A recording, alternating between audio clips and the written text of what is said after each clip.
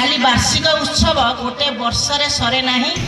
आमर सफलता, आमर कठिन परिश्रम, आमर अपेक्षा करिथिबा वर्षरे गोटे आमको किछि ना किछि प्रमाण पत्र मिलिबो।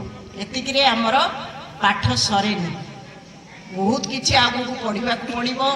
विद्यालय ना रखा पड़ो, बापा माँ ना रखा पड़ो। गोटे पिला से जे पिला भल पाठ पढ़ी आग को जाऊँगी से निजे ही निजे प्रथम तार चेष्टा शिक्षक चेष्टा बापा माँ चेष्टा तीन जनकर चेष्टा नहेले से पिला आग को जीवन। मो ना रवींद्र नायक, शकुंतला उच्च विद्यालय में अच्छी 4% अच्छी। आमर आज गोटे वार्षिक उत्सव 55 वर्ष वार्षिक उत्सव होता। आमर मुख्य अतिथि भाव आम समाजसेवी आम गाँव में भाउज परिचित सुषनारायण मिश्र आसी आम छुआ मानू बहुत कथा बहुत दाता देले, बहुत बुझेले और अनुष्ठान किमिति माने अब आधुनिक ये स्टाइल हम से भी प्रस्तुति दे गले। भल फंक्शनटा कि आम एनजीओ छुआ करुँच छुआ बहुत मन में खुशी अच्छी। किसी वर्ष है 2 वर्ष है कि वर्ष है फंक्शनटा टे बंद थी। जहाँ मुझे दिन मीटिंग देते आम एसएमसी मीटिंग थी, आम मेम्बर मैंने भी थे। आम कहले फंक्शनटा कौन बंद करदेवा ना, तो आमर मेम्बर मैंने समस्त कहले ना फंक्शनटा आम करवा कौन अनुष्ठान किसी अर्थ राशि ना एमती साहय आखिर किसी भद्र व्यक्ति आणिकी आम अनुष्ठान फंक्शन करुचे आ किसी भी आमर साहय कर।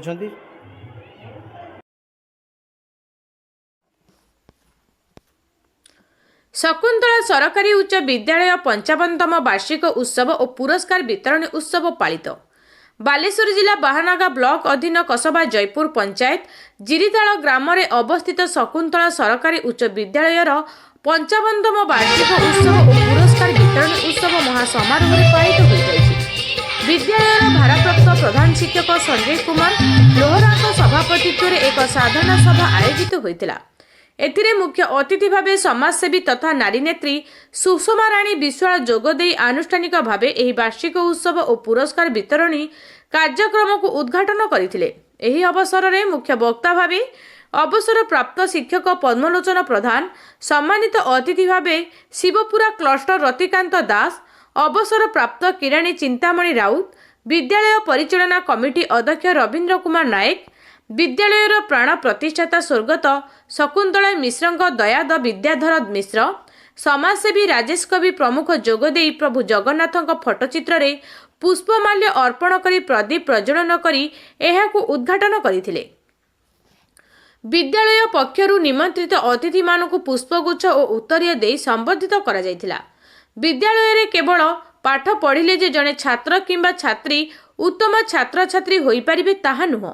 सेथिपाई छात्र छात्री को सर्वगुण संपन्न और विभिन्न क्षेत्र में निजर अंतर्निहित गुणावली को प्रस्फुटित करने को हेबो। एथिपाई अभिभावक विशेष भूमिका गुरुत्वपूर्ण रहिबो।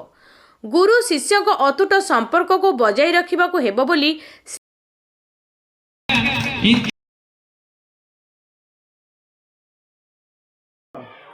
मो ना स्मृति रेखा मिश्र। मु शकुंतला सरकारी उच्च विद्यालय 8म श्रेणीर छात्री। मु ब्लॉक स्तरीय एसए कंपटीशन रे प्रथम स्थान अधिकार करथिबारु आज आम स्कूल रे 55तम वार्षिक उत्सव अवसर रे मते सम्मानित करागला। सेथिपाई मु निजको बहुत गर्व मने करूची।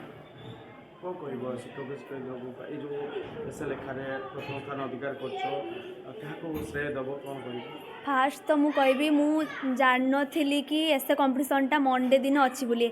आमर क्लास टीचर जी संगीता मैडम सी मते संडे दिन कॉल करिकी कहले कि मिश्र आ काली एसए कंपटीशन गोटे अच्छी तो जीवु।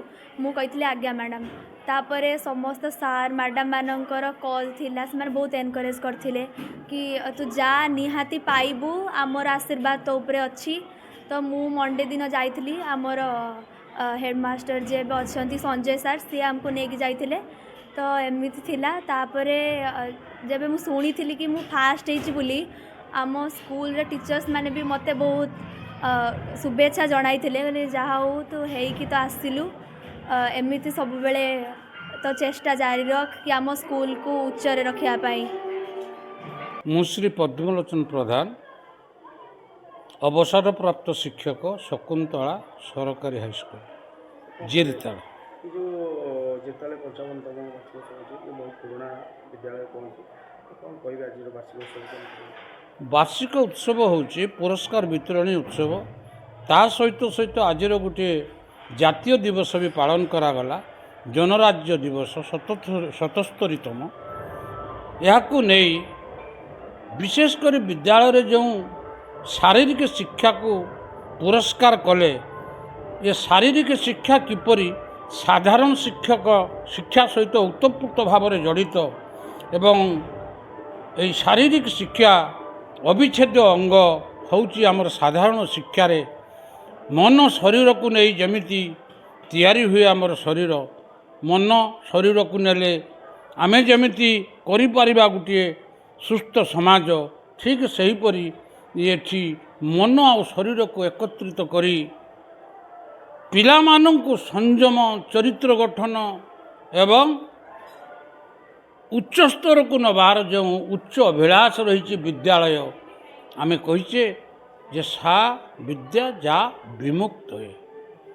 ଏଇଟାକୁ ଆଖି ଆଗରେ ରଖି ବିଦ୍ୟା କିପରି ଅର୍ଜନ ହୋଇପାରିବ, ପିଲାମାନେ କେମିତି ଚରିତ୍ର ଗଠନ ହୋଇପାରିବ, ପିଲାମାନେ କେମିତି ପିତାମାତାଙ୍କ ପ୍ରତି ଭକ୍ତି ରଖିପାରିବେ, ପିଲାମାନେ କେମିତି ନିଜ ଗୋଡ଼ରେ ନିଜେ ଛିଡ଼ା ହୋଇ ଗୋଟିଏ ବଳିଷ୍ଠ ଦେଶ ଗଠନ କରିପାରିବେ, ସେହି ପ୍ରକାର ଆଶା ଭରସା ନେଇ ବିଦ୍ୟାଳୟ ପକ୍ଷରୁ ନିମନ୍ତ୍ରିତ ଅତିଥିମାନଙ୍କୁ ପୁଷ୍ପଗୁଚ୍ଛ ଓ ଉତ୍ତରୀୟ ଦେଇ ସମ୍ବର୍ଦ୍ଧିତ କରାଯାଇଥିଲା।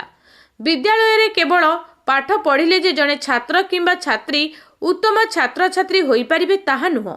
ସେଥିପାଇଁ ଛାତ୍ରଛାତ୍ରୀଙ୍କୁ ସର୍ବଗୁଣ ସମ୍ପନ୍ନ ଓ ବିଭିନ୍ନ କ୍ଷେତ୍ରରେ ନିଜର ଅନ୍ତର୍ନିହିତ ଗୁଣାବଳୀକୁ ପ୍ରସ୍ଫୁଟିତ କରିବାକୁ ହେବ। ଏଥିପାଇଁ ଅଭିଭାବକଙ୍କ ବିଶେଷ ଭୂମିକା ଗୁରୁତ୍ୱପୂର୍ଣ୍ଣ ରହିବ। ଗୁରୁ ଶିଷ୍ୟଙ୍କ ଅତୁଟ ସମ୍ପର୍କକୁ ବଜାୟ ରଖିବାକୁ ହେବ ବୋଲି ଶ୍ରୀମତୀ ବିଶ୍ୱାଳ ନିଜର ଅଭିବାଦନରେ ମତବ୍ୟକ୍ତ କରିଥିଲେ। ପରିଶେଷରେ ବିଭିନ୍ନ ପରୀକ୍ଷା ଓ କ୍ରୀଡ଼ାରେ କୃତିତ୍ୱ ହାସଲ କରିଥିବା ଛାତ୍ରଛାତ୍ରୀଙ୍କୁ ଅତିଥିଙ୍କ ଦ୍ୱାରା ଟ୍ରଫି ଓ ସାର୍ଟିଫିକେଟ୍ ପ୍ରଦାନ କରାଯାଇଥିଲା। ବ୍ଲକ ସ୍ତରୀୟ ରଚନା ପ୍ରତିଯୋଗିତାରେ ପ୍ରଥମ ସ୍ଥାନ ଅଧିକାର କରିଥିବା ଏହି ବିଦ୍ୟାଳୟର ଅଷ୍ଟମ ଶ୍ରେଣୀ ଛାତ୍ରୀ ସ୍ମୃତିରେଖା ମିଶ୍ରଙ୍କୁ ବିଦ୍ୟାଳୟର ନାମକୁ ଗୌରବାନ୍ୱିତ କରୁଥିବାରୁ ଅତିଥିଙ୍କ ଦ୍ୱାରା ସମ୍ବର୍ଦ୍ଧିତ କରାଯାଇଥିଲା। ସେହିପରି ଚଳିତ ବର୍ଷ ଦଶମ ଶ୍ରେଣୀର ଛାତ୍ର ଆଜ୍ଞାଧୀନ ଛାତ୍ର ଭାବେ ସତ୍ୟଜିତ ନାୟକଙ୍କୁ ସମ୍ବର୍ଦ୍ଧିତ କରାଯାଇଥିଲା। ମଞ୍ଚ ସଂଯୋଜନା ଓ ବାର୍ଷିକ ବିବରଣୀ ପାଠ ଶିକ୍ଷକ ସୁରେନ୍ଦ୍ର ମଲ୍ଲିକ କରିଥିବା ବେଳେ କିରାଣୀ ନିଖିଳେଶ ଜେନା ଧନ୍ୟବାଦ ଅର୍ପଣ କରିଥିଲେ। ପରେ ବିଦ୍ୟାଳୟର ଛାତ୍ରଛାତ୍ରୀଙ୍କ ଦ୍ୱାରା ସାଂସ୍କୃତିକ କାର୍ଯ୍ୟକ୍ରମ ପରିବେଷଣ ହୋଇଥିଲା। ଏଥିରେ ଏସ୍ଏମ୍ସି କମିଟିର ସଦସ୍ୟ ଓ ଶିକ୍ଷକ ଶିକ୍ଷୟିତ୍ରୀ ଗ୍ରାମବାସୀ ସମସ୍ତ ପ୍ରକାର ସହଯୋଗ କରିଥିଲେ। ପିଲାମାନଙ୍କ ଭବିଷ୍ୟତ ନଷ୍ଟ ହେଇଯିବ। ଏ ଅଞ୍ଚଳର ଅଭିଭାବକ ଅଭିଭାବିକା ମାନଙ୍କର ମଧ୍ୟ ଆଶା କିଛି ବିଫଳ ହେଇଯିବ। ତେଣୁ ଆମେ ଭାଙ୍ଗିବାନି, ଆମେ ସବୁବେଳେ ନ କରିପାରେ ବରଂ ଆମେ ଚେଷ୍ଟା କରିବା ସବୁବେଳେ, କିନ୍ତୁ ଏତିକି କରିବା। ସରକାରୀ ଉଚ୍ଚ ବିଦ୍ୟାଳୟ ଭାରପ୍ରାପ୍ତ ପ୍ରଧାନ ଶିକ୍ଷକ ଅଛି। ଆଜି ଏହି ପବିତ୍ର ସ୍ୱାଧୀନତା ଦିବସ ଅବସରରେ ଆମର ସ୍କୁଲରେ ବାର୍ଷିକ ଉତ୍ସବ ଆୟୋଜନ କରାଯାଇଥିଲା। ଏଥିରେ ଆମର ସମ୍ମାନିତ ଅତିଥିମାନେ ତଥା ସ୍କୁଲ ପରିଚାଳନା କମିଟିର ମେମ୍ବରମାନେ, ପିଲାମାନଙ୍କର ଅଭିଭାବକ ତଥା ଆମ ବିଦ୍ୟାଳୟର ଶିକ୍ଷକ ଶିକ୍ଷୟିତ୍ରୀମାନଙ୍କ ସହଯୋଗରେ ଆମେ ୟାକୁ ଆଜି ଖୁବ୍ ଆଡ଼ମ୍ବରରେ ପାଳନ କରୁଛୁ। ଆଉ ବାର୍ଷିକ ଉତ୍ସବ ଯେ କେବଳ ପୁରସ୍କାର ବିତରଣ କାର୍ଯ୍ୟ ନୁହେଁ, ପିଲାମାନଙ୍କୁ ଆମେ କହିଛୁ ଯେ ଏଇଭଳିଆ ଉତ୍ସବ ଜୀବନରେ ବହୁତ ଆସିବ। ଇଏର ଉଦ୍ଦେଶ୍ୟ କେବଳ ପୁରସ୍କାର ନେବା, ତାଳି ନେବା ସେୟା ନୁହେଁ, ତାଠୁ ଉଚ୍ଚ ଆଶା ରଖିକି ଆଗକୁ ଯିବା। ତାପରେ ଆମର ଅତିଥିମାନେ ଯେଉଁମାନେ ଆସିଥିଲେ ସେମାନଙ୍କର ବହୁ ମୂଲ୍ୟ ସମୟ ଦେଇ ସେମାନେ ଯେଉଁ ପିଲାମାନଙ୍କ ଉପଦେଶରେ ବିଦ୍ୟାଳୟର ହିତ ଉଦ୍ଦେଶ୍ୟରେ ଯେଉଁ ବାର୍ତ୍ତା ଦେଇଗଲେ ଆମେ ସ୍କୁଲର ଶିକ୍ଷକ ଶିକ୍ଷୟିତ୍ରୀ ତଥା ପିଲାମାନେ ଆମ ମନେ ରଖିବୁ। ଆମେ ଆଶା କରୁଛୁ ଏଇଭଳିଆ ଉତ୍ସବ ପ୍ରତିବର୍ଷ ବହୁ ଆଡ଼ମ୍ବରରେ ପାଳନ ହେଉ, ଆଉ ସହଯୋଗ ମଧ୍ୟ ସମସ୍ତେ କରନ୍ତୁ। ବାହାନଗରରୁ ମହେଶ ମଲ୍ଲିକଙ୍କ ରିପୋର୍ଟ, ଲୋକାଲ ନ୍ୟୁଜ୍ 7।